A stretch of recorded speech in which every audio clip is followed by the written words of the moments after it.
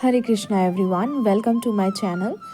तो जैसा कि हम लोग गीता पढ़ रहे थे और अभी तक हमने पढ़ा कि अर्जुन अब कंफ्यूज है और वो युद्ध नहीं करना चाहते हैं और वो श्री कृष्ण से अब पूछ रहे हैं कि अब मैं क्या करूं। तो अब सुनते हैं कि श्री कृष्ण ने उनसे क्या कहा। भगवान उनसे कहते हैं, तुम पांडित्य पूर्ण वचन कहते हुए उनके लिए शोक कर रहे हो जो शोक करने योग्य भी नहीं है। जो विद्वान होते हैं वे ना तो जीवित के लिए ना ही मृत के लिए शोक करते हैं।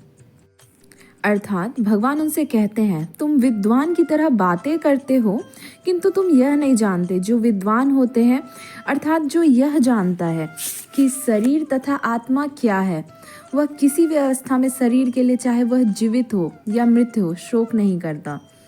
तो भगवान उनको बता रहे हैं कि तुम विद्वान तो हो पर विद्वान जैसी बातें नहीं। आगे श्री कृष्ण कहते हैं, ऐसा कभी नहीं हुआ है कि मैं ना रहा हूँ या तुम ना रहे हो अथवा ये समस्त राजा ना रहे हो, और ना ऐसा है कि भविष्य में हम लोग नहीं रहेंगे।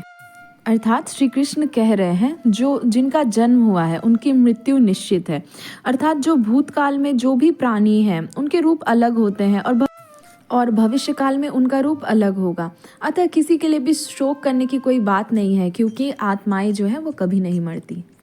आगे श्री कृष्ण कहते हैं, जिस प्रकार शरीरधारी आत्मा इस शरीर में बाल अवस्था से तरुणावस्था में और फिर वृद्धावस्था में निरंतर अग्रसर होता रहता है, उसी प्रकार मृत्यु होने पर आत्मा दूसरे शरीर में चला जाता है। धीर व्यक्ति ऐसे परिवर्तन से मोह को प्राप्त नहीं होता।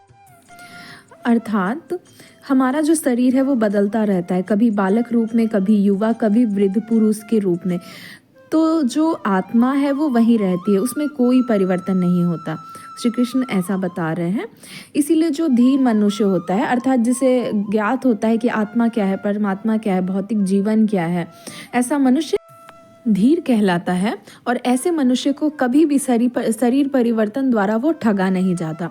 अर्थात श्री कृष्ण का यही कहना है कि शरीर भले ही मर जाए पर आत्मा कभी नहीं मरती है। आत्मा निरंतर चलती रहती है और उसमें कोई चेंज नहीं होती। और श्री कृष्ण ने क्या उपदेश दिए वो नेक्स्ट वीडियो में सुनेंगे। तब तक के लिए हरे कृष्णा, गुड नाइट।